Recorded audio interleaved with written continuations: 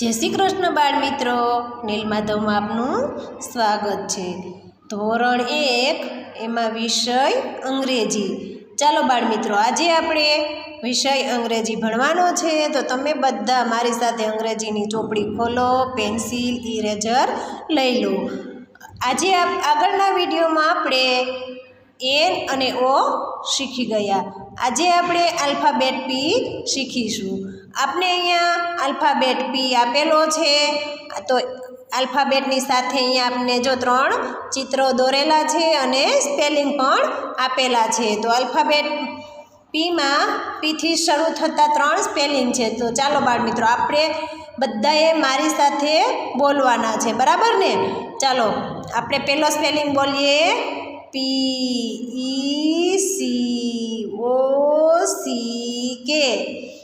Peacock એટલે મોર। PEACOC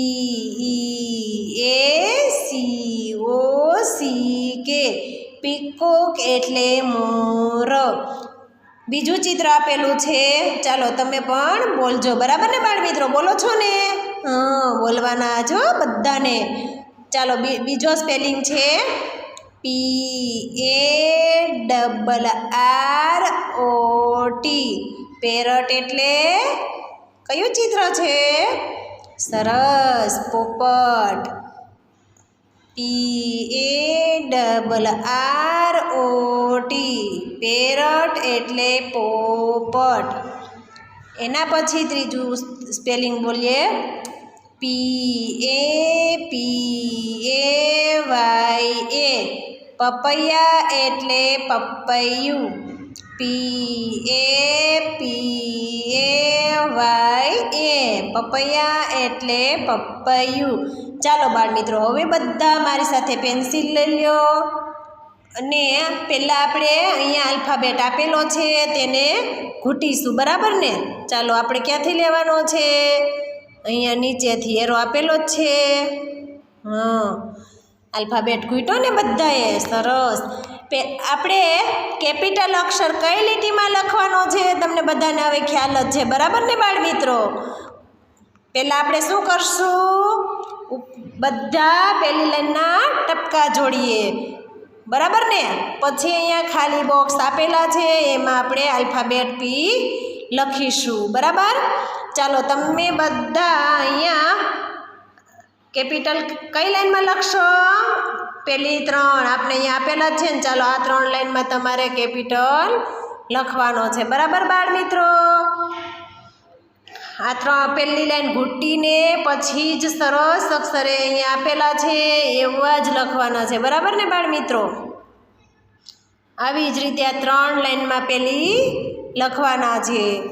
હવે નીચે શું આપેલું છે બાળ મિત્રો?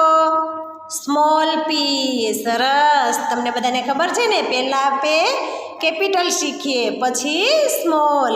તો ચાલો સ્મોલના પણ આપણે બધાએ સ્પેલિંગ બોલશું।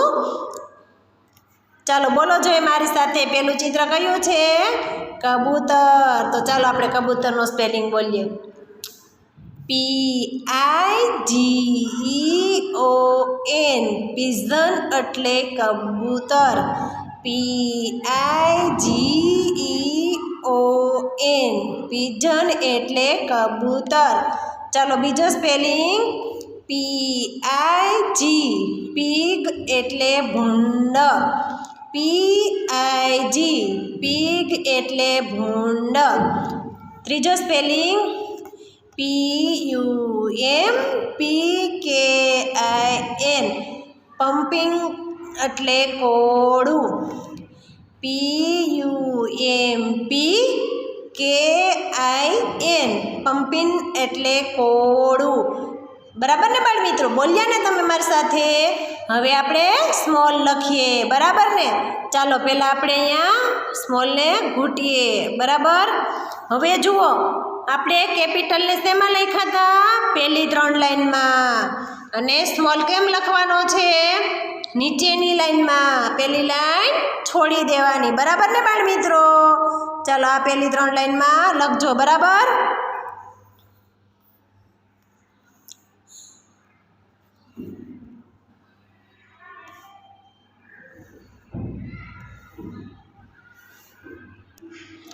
ચાલો હવે બાળ મિત્રો આપણે પાના નંબર 23 પર જોઈએ, બરાબર.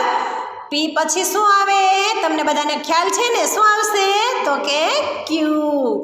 ચાલો તો અહીંયા પણ આપણે ક્યુથી શરૂ થતા 3 સ્પેલિંગ આપેલા છે. તે પહેલાં આપણે શું કરીએ? સ્પેલિંગ બોલીએ. ચાલો બોલજો બધા મારી સાથે, બરાબર.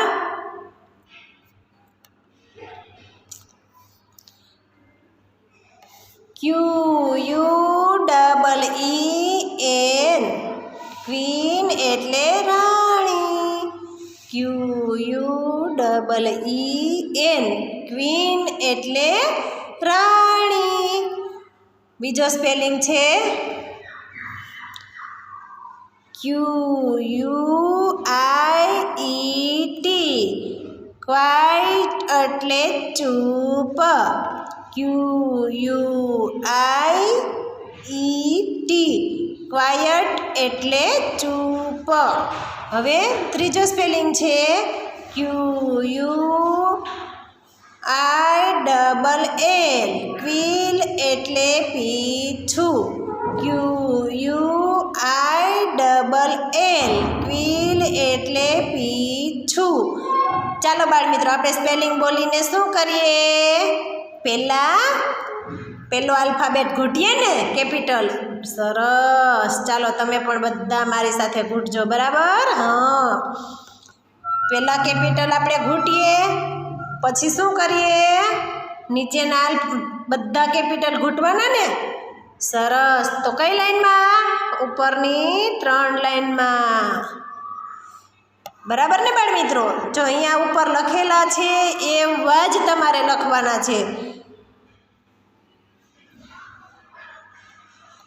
ચાલો તમારે લખો છો ને, બધા લખજો સરસ મજાના અક્ષરે. હા,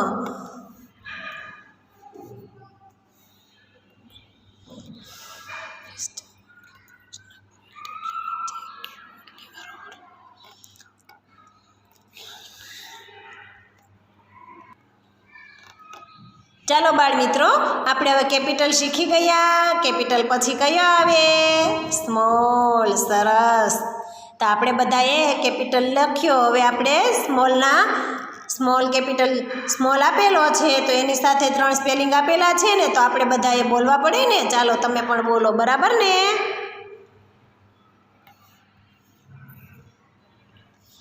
QUESTION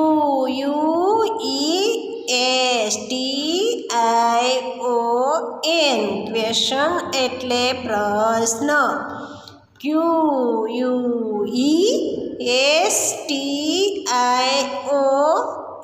ક્વેશ્ચન એટલે પ્રશ્ન. એના પછી સ્પેલિંગ છે QUILT ક્વિલ્ટલ એટલે રજાઈ. QUILT ક્વિલ્ટલ એટલે રજાઈ. ત્રીજો સ્પેલિંગ QUEUE ક્યુ એટલે હરોળ. QUEUE ક્યુ એટલે હરોળ. બરાબર ને બાળ મિત્રો? તમે બોલ્યા સ્પેલિંગ?